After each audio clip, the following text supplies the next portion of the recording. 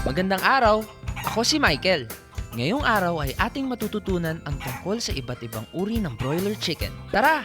Samahan niyo ako sa aking agri-adventure. Bobcock.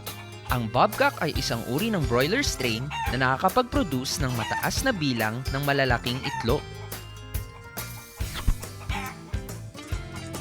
H&N Cross.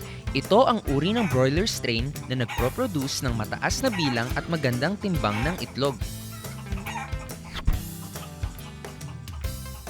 Ang DeKalb naman ay nakakapag-produce ng hindi lamang marami, ngunit magandang kalidad ng mga itlog. Starcross. Sa mainit man o malamig na panahon, kaya pa rin ito mag-produce ng mga itlog.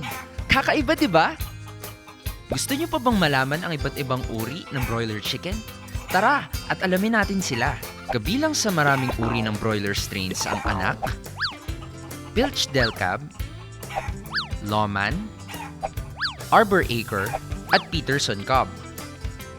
Ang mga manok na ito ay hindi lamang pinapalaki para sa kanilang itlog, kundi pati na rin sa kanilang karne. Tunay ngang napakarami ang mga uri ng manok, pero lagi nating tatandaan na iba-iba man ang kanilang uri at kulay, sila ay mahalaga sa ating buhay.